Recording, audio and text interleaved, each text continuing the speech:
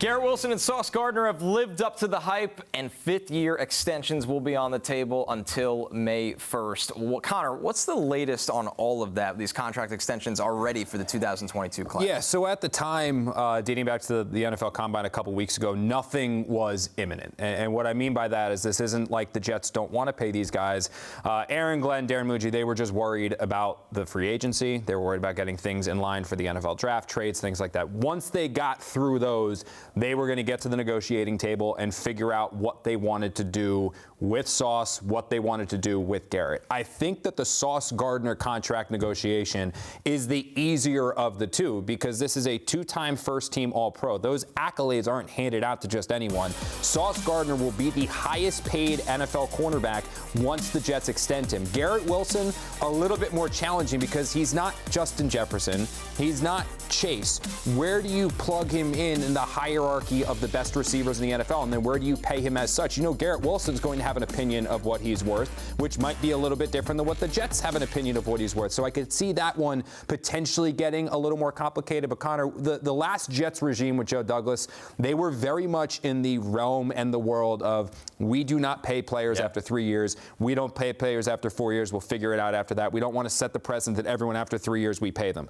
I think that's bogus. I think that's an old logic. I think that when you have players like you do in Sauce, like you do in Garrett, two players playing premium positions, two players that can be franchise cornerstones, two players that you believe can still be playing at a very, very high level 5, 6, 7 years down the line, you reward them now because the price is only going to go up and up and up. I'm with you all the way because the rarity with these guys is they are entering their age 25 seasons.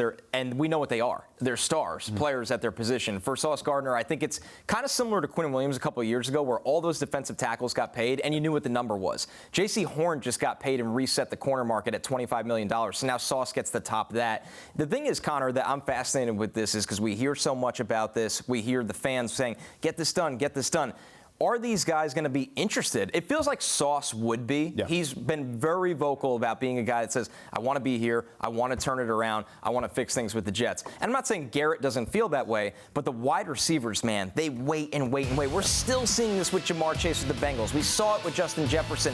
They love to wait and let this market balloon up because the NFL salary cap is going up so much every year that the wide receiver market that's now a premium position exploded. So what's your read on who would be actually willing to talk business in the near future? Sauce the moment the phone rings. Okay. Like Sauce Gardner is the player that wants to be a lifelong Jet. He is somebody that fans should absolutely be in love with, Glenn Muji. I mean, he's the player that comes here and wants to turn it around. He's the player that wants to bleed for this organization and never leave the Jets. I mean, he did that spot with Foreplay where they're trying to recruit him to the Steelers, and what did he kept saying? No, I'm with the Jets. No, I'm with the Jets. No, I'm with the Jets.